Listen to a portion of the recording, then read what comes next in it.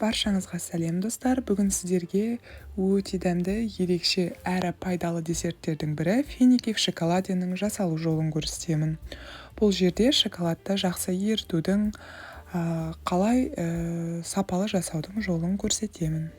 Ең алдымен жақсы ірі дәмді финики таңдап алыңыз. Мен королевский финикті таңдадым. Содан кейін бельгийский шоколад таңдадым. Достар, бұл жерде шоколад рахатовский Қазақстан шоколады болса да бола береді. Өзіңіздің ұнағанына қарай таңдаңыз. Ең алдымен финиктерімізді осылай жақсылап жуып, барлық тазартатын жерінен тазартып, жақсылап құрғататын боламыз. Және достар, ішкі жағына сіз миндаль салсаңыз да, кешью салсаңыз да өз қалағаныңызға қарай пайдалануыңызға болады. Енді кезекте шоколадымызды ертейік. Ол үшін шоколадты салафан пакетімізге салып, ыстық суға видеодағыдай батырып, арасында қолдың көмегімен салафанымызды араластырып отырамыз. Мінекей сол кезде осындай бір келкі қоймалжың консистенцияға келеді. Ендігі осы кезде финикимізді батыруға ыңғайлы болу үшін басқа кішірек ыдысқа ауыстырып алатын боламыз шоколадымызды. Мен осы видеоның алдында бір десерт жасаған болатынмын. Содан сәл бөлігі қалды рахатовский Қазақстанның. Оны да ертіп дайындап қойдым. Ендігі кезекте финиктарымызды ішкі тасынан тазартатын боламыз. Содан кейін оның орнына миндалімізді салып, осылайша жақсылап бір-біріне жапсырып қайтадан бекітеміз. Менде үй іші миндальді ұнататын болғандықтан осы дәнді пайдаланып жатырмын. Егер де сізге кешью ұнайтын болса, кешью салсаңыз, немесе грек жаңғағын салсаңыз әбден болады.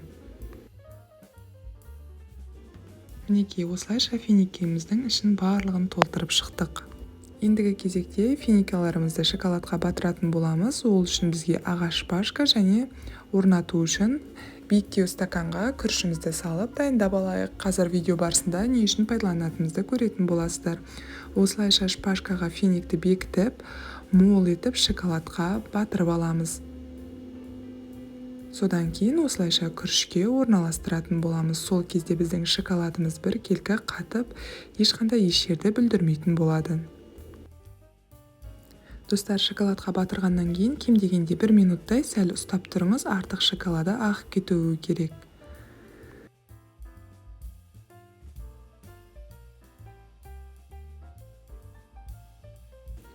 Мінекей осылайша финиктеріміздің барлығын шоколадқа батырып алдық.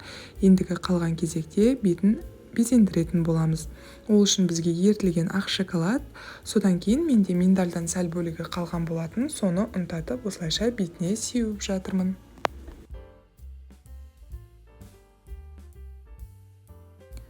Бұл жерде әсемдеуге бар жоғы 3-4 ломтик ақ шоколад жеткілікті.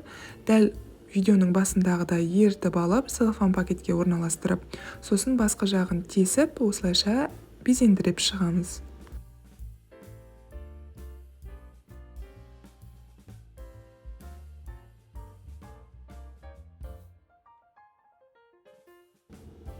Мінекей достар, барлығын әсемдеп болдық.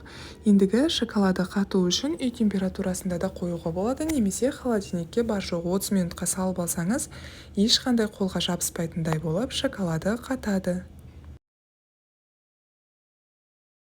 Мінекей осылайша өте әдемі, денсаулыққа пайдалы әрі дәмді десертіміз дайын болады. Видеомды соңына дейін көргеніңізге алғысымды айтамын. Өз пікіріңізді қалдыруды ұмытпаңыз.